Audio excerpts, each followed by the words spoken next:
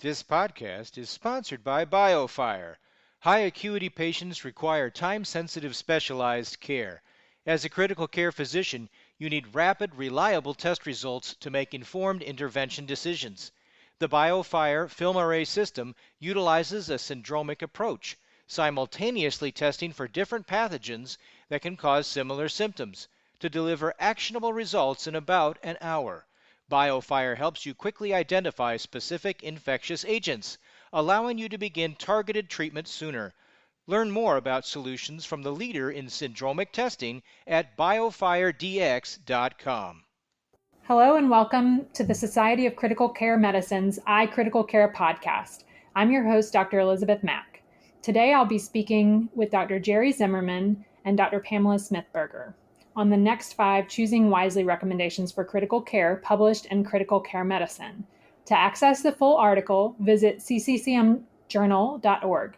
Dr. Zimmerman is professor of pediatrics and anesthesiology and a faculty member and emeritus division chief of pediatric critical care medicine at Seattle Children's Hospital, Harborview Medical Center, and University of Washington School of Medicine in Seattle, Washington. Dr. Smithberger is an associate professor of pharmacy and therapeutics at University of Pittsburgh Medical Center Presbyterian in Pittsburgh, Pennsylvania. Welcome. Do either of you have disclosures to report? No disclosures for me, Elizabeth. And no disclosures for me either. Thank you so much. And thanks for your work on this really important topic. Many of us grew up in critical care where hospital-acquired conditions were expected costs of care in the ICU and are now working aggressively to address preventable harm. So this is particularly timely and relevant, and I appreciate your work. Dr. Zimmerman, your SCCM presidential address was focused on value and avoiding waste in critical care. Can you share the story of what came next and how these sort of came about? Sure. Thanks, Elizabeth. Yes, as I was thinking about what I was going to talk about for this, maybe the most important lecture address in my life, I just sort of reflected on the waste, the excess tests, radiographs, all of these things that we do to try to be safe, but in lots of ways is unnecessary. And when I started looking into this, one of the things I learned was that like 25 to 30% of all health care that we provide in this country is waste. It doesn't provide any benefit to the patient. It costs money, and sometimes it can be dangerous. So waste is a big deal in our practice. We can avoid it. We can do better. Anyway, one of the ways that physicians do this is through this program called Choosing Wisely, and the Society of Critical Care Medicines and other members of the Critical Care Society's collaborative had previously been engaged in this work in the original Choosing Wisely for Critical Care. And as I thought about this, it was probably about time to revisit this concept as other societies had done, and consider if there are other things in our practice that are wasteful and provide no benefit to patients. Great, thank you so much. Dr. Smithberger, can you share with us your involvement with this work as well? Absolutely. So I was very fortunate to be the chair of SCCM's Quality and Safety Committee when this initiative for the next 5 started moving forward. And the Quality and Safety Committee was really the main committee or group within the organization that started off the process and began with identification of task force members. So I was very fortunate that I was able to be involved at the very beginning with the identification of the next 5. Wonderful. Thank you so much. Pam, I wonder if Pam, if you could just comment on this task force and the members and the diversity that this task force included? That is a wonderful point, Jerry, and I'd be very happy to. So we were very fortunate that we were able to have a wide representation on our task force. Our task force really consisted, it was a multi-professional task force with 17 members. Our stakeholder inclusion was very broad, including members representing the community, the military, and academic centers. We had numerous different professions and different areas of the professions. For example, making sure we included community practitioners as well as academic medical center practitioners, and as well as nurses, physician assistants, pharmacists, and several others. So the task force was very multidisciplinary, that really allowed for a broad overview of thoughts and concepts, and the members really brought with them a lot of experience.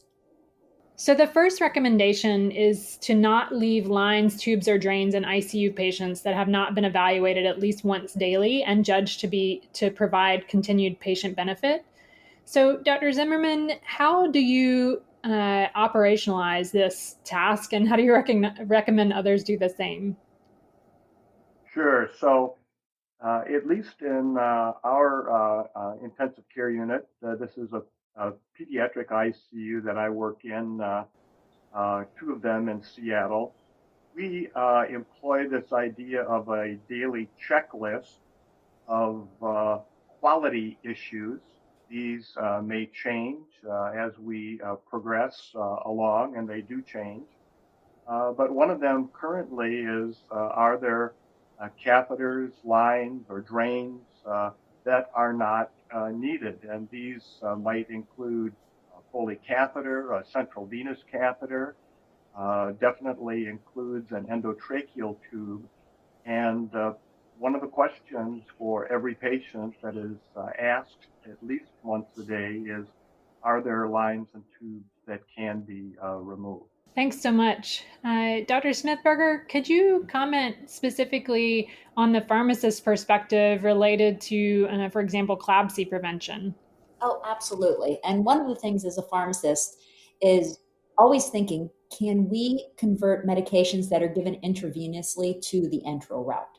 And if we are converting medications, what is the bioavailability? Is it a one-to-one conversion? So that's something that I think is always on the forefront. Do we need to give all these medications intravenously? And then also, at the very least, can we avoid a central line, or can we remove a central line if we're able to change concentrations of the drugs we're giving? For example, starting patients on peripherally dosed norepinephrine, if instead of going straight to a central line, could be a good trial, in some of our patients that might need lower doses of norepinephrine or for a very short time period.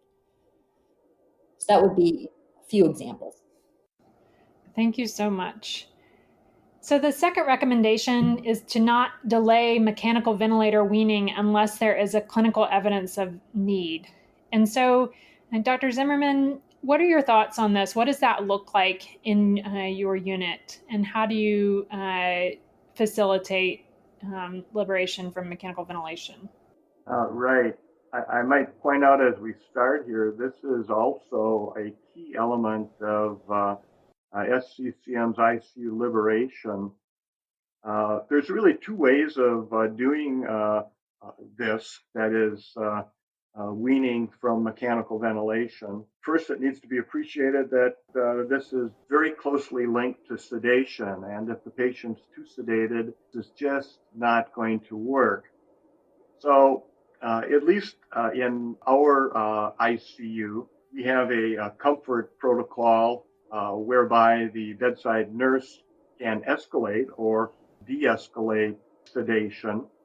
And we also have a policy of the respiratory therapist conducting screening for patients on mechanical ventilation for the suitability of undertaking extubation readiness testing. These are things like the amount of oxygen, the amount of positive end expiratory respiratory pressure, and a number of other questions. For most patients, conducting this liberation from mechanical ventilation can be done with proactive attempts at weaning the support at least a couple times a day, or alternatively, it can be with utilization of a combined spontaneous breathing trial and spontaneous awakening trial. This is sort of the standard of care promoted by ICU liberation. And I think when we do this, oftentimes practitioners are surprised that patients are indeed ready for liberation from mechanical ventilation when maybe we didn't think they were. And it's important to move towards tracheal extubation because although everyone knows mechanical ventilation can be life-saving, it's also associated with really a litany of potential complications. So it is a good rescue support tool, but we should wean the patient from ventilation and get them tracheally extubated when possible. Wonderful. Thank you. One other thing, as I was thinking, is Dr. Zimmerman was talking, I couldn't agree more with his point about sedation and sedation choice. And even just understanding the potential for accumulation of some of these medications with different organ dysfunction. So that really could impair the successful weaning and liberation from mechanical ventilation if we're not paying attention to potential accumulation. Or even sometimes I've seen overuse of PRN sedatives, and sometimes that's not always taken into account when we start weaning or start to discontinue or plan to discontinue mechanical ventilation. So those are just some things I just wanted to add based on Dr. Zimmerman's points, but couldn't agree more with what he said. Many, if maybe not most ICUs, operate 24/7, 365. So if it is safe to do so, there's no reason why a patient can't be tracheally extubated, discontinued from mechanical ventilation anytime during the day if there is a team there to do that safely and be available for rescue if it's needed. Thank you so much. Important points all the way around: sedation, delirium, uh, early extubation, spontaneous breathing trials. So much packed in that one recommendation. The third recommendation is to not delay discontinuation of antibiotics in culture negative and asymptomatic patients with sterile cultures beyond 48 hours. And Dr. Zimmerman, I wondered, when thinking about antibiotic stewardship, what about that really incredibly septic culture negative patients? What are your thoughts there? Yeah, thanks, Elizabeth. You've hit an important topic for sure. It's a great question. I think it's probably pretty well known that about 1/3 of patients with sepsis are never positive by culture for a bacterial or fungal organism, or even negative by PCR screening for viruses. And these patients can be just as sick and have poor outcomes as compared to patients with documented infections of some type. So these are difficult patients, but there are guidelines to suggest the duration of therapy. These are guidelines, and of course, we have other tools that we can utilize to help us make decisions about duration of antibiotic therapy. I would say in general, most antibiotic therapy courses can be shorter than they are currently at many institutions. We can use our experience, we can use our monitoring of systemic inflammation, resolution of hemodynamic instability as guidelines. And now these days we have additional tools.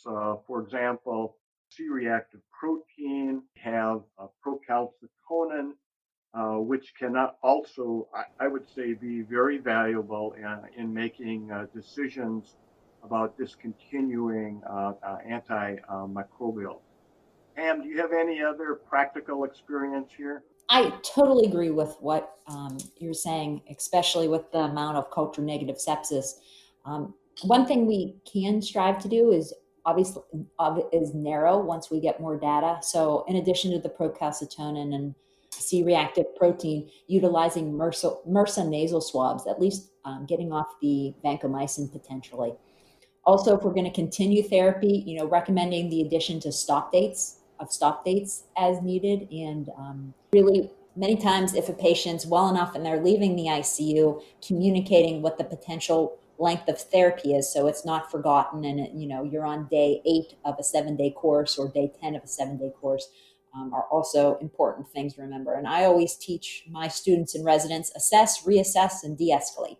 So when we are able to have positive cultures, just assessing and reassessing to make sure there aren't any changes with our susceptibilities.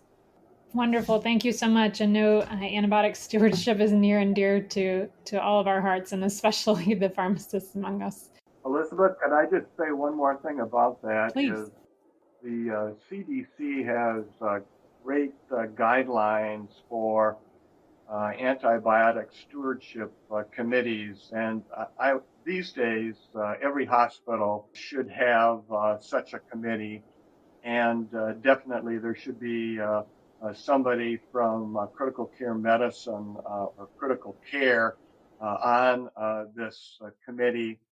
And what makes these antibiotic stewardship committees relevant is that they actually pick out one or more of the recommendations from the CDC and implement them into practice.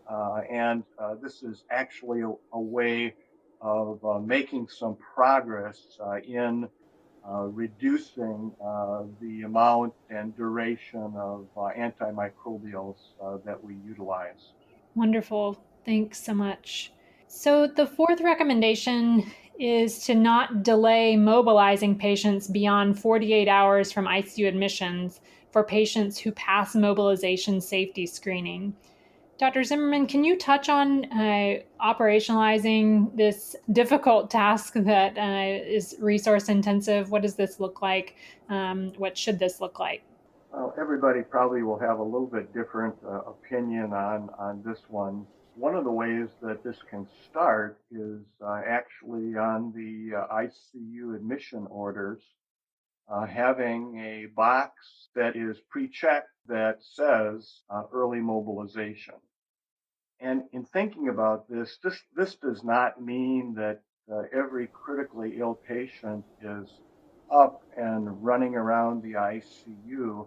It means that any type of mobilization, beginning with even just passive range of motion, is important, and progressing as possible. So, active range of motion, sitting up in bed, standing by the bedside, transferring to a chair, transferring to a wheelchair, perhaps getting up to be able to use the commode or bathroom, and then actual mobilization.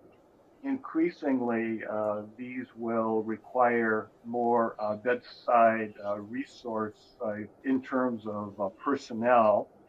A bedside nurse cannot be expected to do all of this alone, and this will require scheduling with physical therapy and occupational therapy. It may include bedside respiratory therapists. And I also want to make a plug that we should try to also engage the family in this process. I'm not thinking particularly of the patient walking around the ICU, although they could be valuable there too, but just anything while the patient is in bed as alternatives, pharmacologic interventions. So, massaging, moving extremities, helping the patient sit up in bed, turning, being there for support while the patient is perhaps sitting up and standing up for the first time. Any part of this positive trajectory is good rather than lying in bed immobile. And there's increasing evidence that this is the right way to go. Thank you so much. And really, what a wonderful way to engage families and allow them to feel like they have a significant role in the patient's recovery.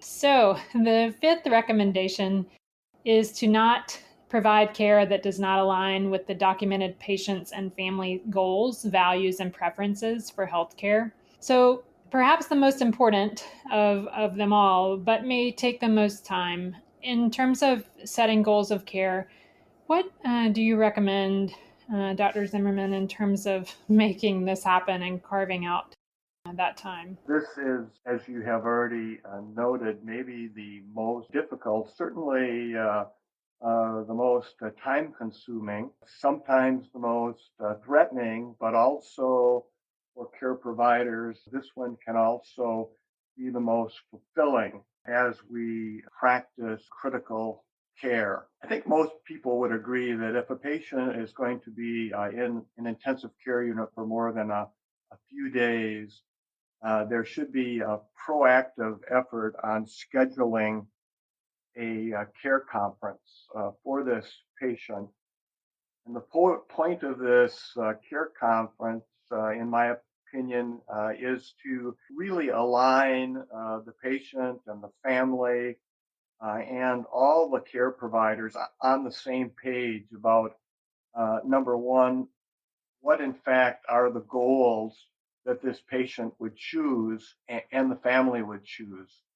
And then figure out number one, is this realistic? Number two, what are the priorities then in the care plan to make this happen? This is often a give and take and should be a give and take discussion. It is critical that the patient, if possible, and as their surrogate, the family, clearly articulate what is important for patient.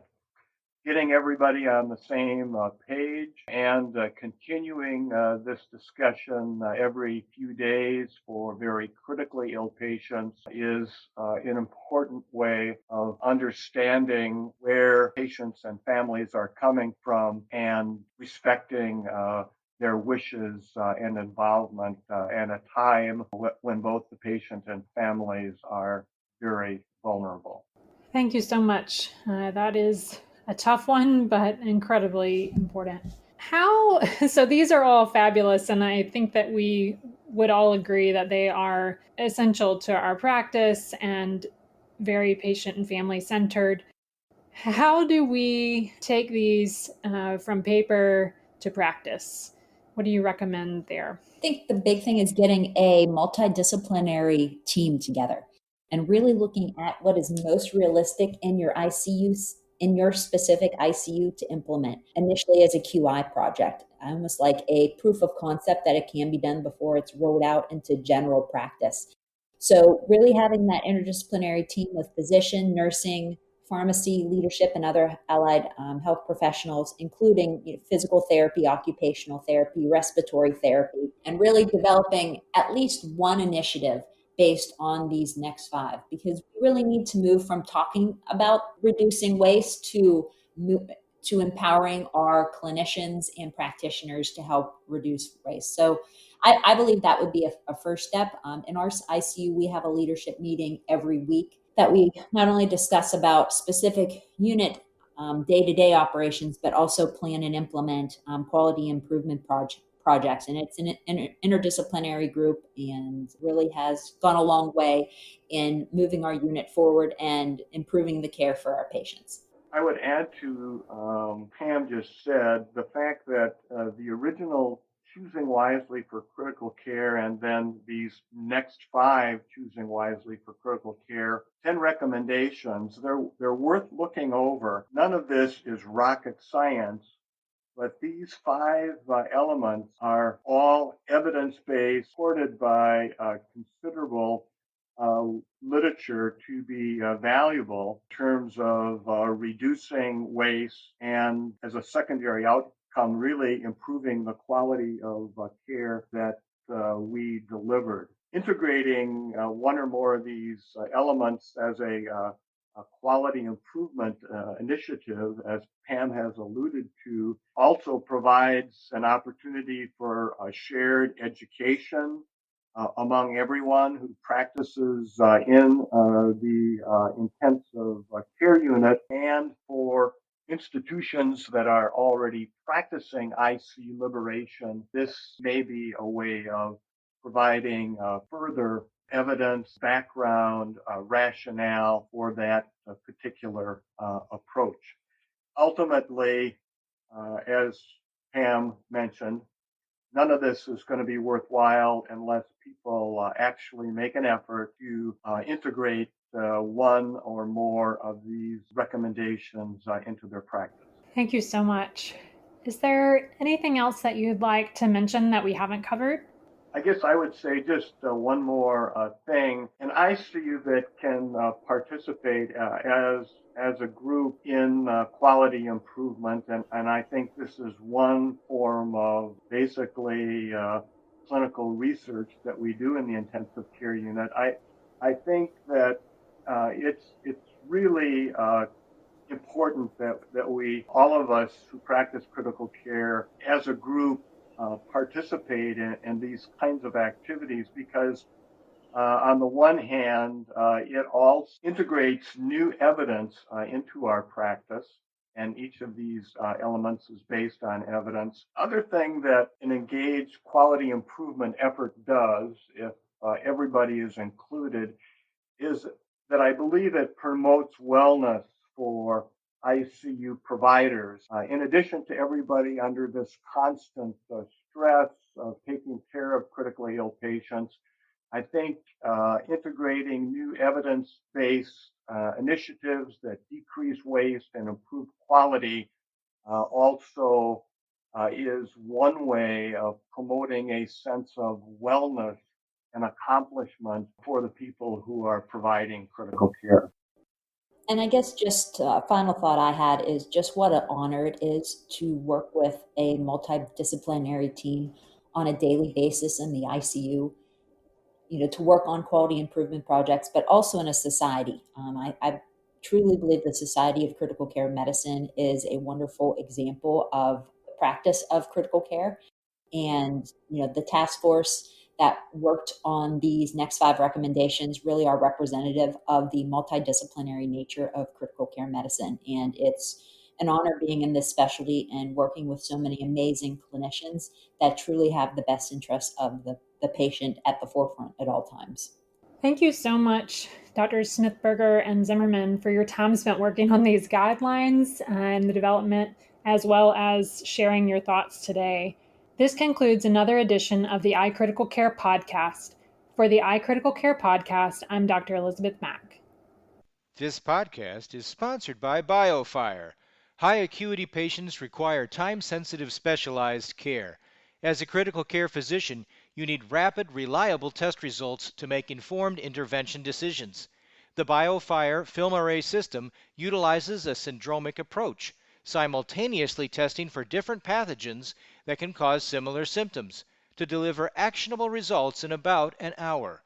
BioFire helps you quickly identify specific infectious agents, allowing you to begin targeted treatment sooner. Learn more about solutions from the leader in syndromic testing at biofiredx.com. Elizabeth H. Mack, MD, MS, SCCM, is a professor of pediatrics and chief of pediatric critical care at Medical University of South Carolina Children's Health in Charleston, South Carolina, USA. Dr. Mack received her Bachelor of Science and medical degrees from the University of South Carolina. She completed her residency at University of South Carolina Palmetto Health and her fellowship at Cincinnati Children's Hospital Medical Center. She also completed a Master of Science degree with a focus on epidemiology and biostatistics at the University of Cincinnati. Currently, she serves as chair of the American Academy of Pediatrics section on critical care and is past chair of SCCM's Current Concepts in Pediatric Critical Care course. Join or renew your membership with SCCM, the only multi-professional society dedicated exclusively to the advancement of critical care. Contact a customer service representative at 847-827-6888 or visit sccm.org/membership for more information. The iCritical Care podcast is the copyrighted material of the Society of Critical Care Medicine, and all rights are reserved. Statements of fact and opinion expressed in this podcast are those of authors and participants, and do not imply an opinion or endorsement on the part of the Society of Critical Care Medicine, its officers, volunteers, or members, or that of the podcast commercial supporter.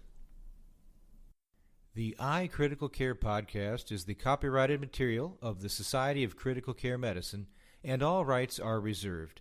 Statements of fact and opinion expressed in this podcast are those of authors and participants, and do not imply an opinion or endorsement on the part of the Society of Critical Care Medicine, its officers, volunteers, or members, or that of the podcast commercial supporter.